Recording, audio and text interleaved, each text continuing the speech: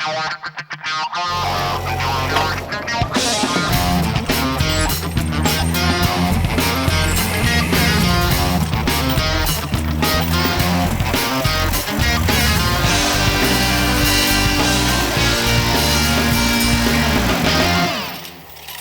одна з найпопулярніших машин механізованого розмінування в світі. Конкретно перед нами стоїть машина хорватського виробництва Докінг. Ми є лідером цієї технології, більше ніж 30 років вже на ринку працюємо. На жаль, почали свою роботу через хорватську війну за визволення. Бо тепер виходить, що Україна найбільш замінована країна світу. На жаль, так.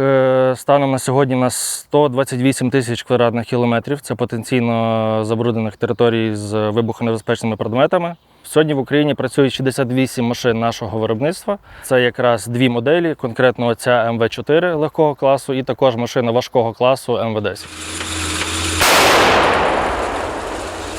Працює в гуманітарному розмінуванні чи десь на ЛБЗ, може в якусь Курську область щось прочистити? Якщо є така задача, вона це зробить. Такі машини вони здійснюють різного роду задач. Безпосередньо напряму це все-таки гуманітарне розмінування. Це ми говоримо про території, які знаходяться як мінімум на відстані 20 км від лінії бойового зіткнення.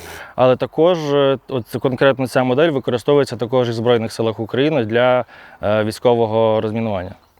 Розмінування, очевидно, у нас тут здійснюється за рахунок цей вал із цими масивними штуками, які розганяються і все перед собою перемалюють, правильно? І шукають міни. Абсолютно вірно, да. Тобто, в залежності від поставленої задачі кінцевим користувачем, оця машина розрахована для підриву протипіхотних мін.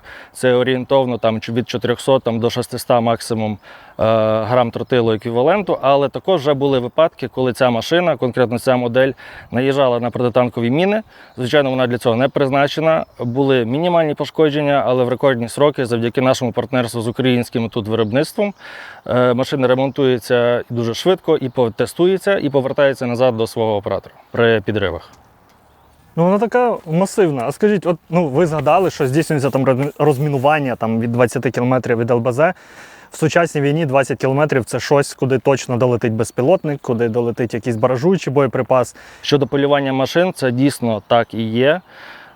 Москалі, на жаль, дійсно полюють на машини і машини різного виробництва, і включаючи також наші машини.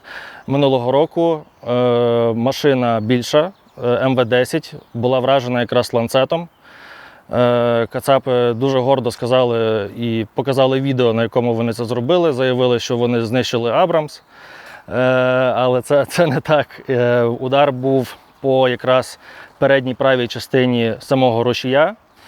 Здійснилася пожежа всередині відсіку, але спрацювала якраз протипожежна система і машина, по суті, сама себе врятувала. Двигун – це в нас англійський, це Perkins, з потужністю 250 кінських сил. Хочу зауважити, що для такої машини, для такої ваги, а важить вона 6100 кг, це доволі потужний мотор. І ми так робимо з усіма нашими моделями, ми ставимо потужніші мотори.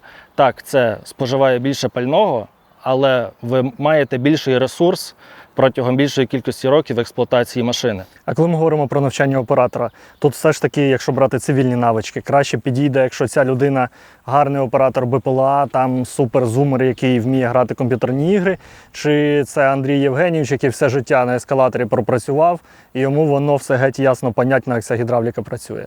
Це тракторист, це якийсь механік тощо. Тобто людина, яка працювала з такого роду технікою важкою якоюсь.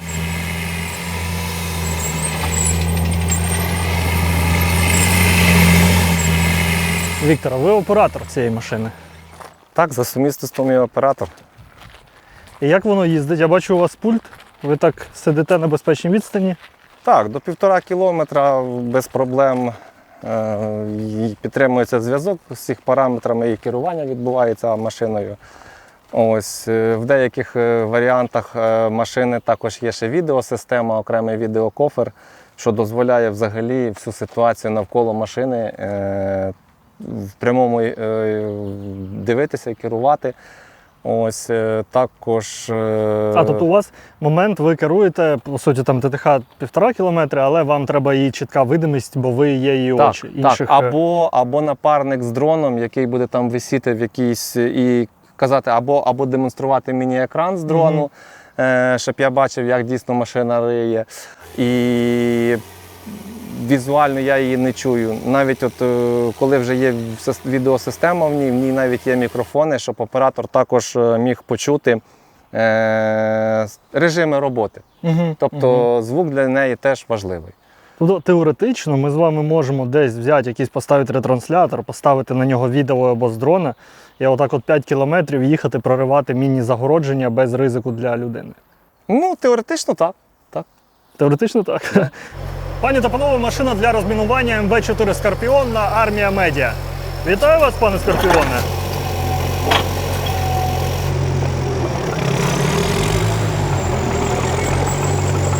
Це аграрні роботи, це відповідально. Ну, якби це були аграрні не так страшно. А коли ти на мінному полі, це можна і підірвати і техніку, і людей. І тому за технікою безпеки назад він повертається виключно задом. Ми ніколи мордою. так. Він робочими органами не має дозволу працювати в сторону живих людей. Проїдьте зараз назад.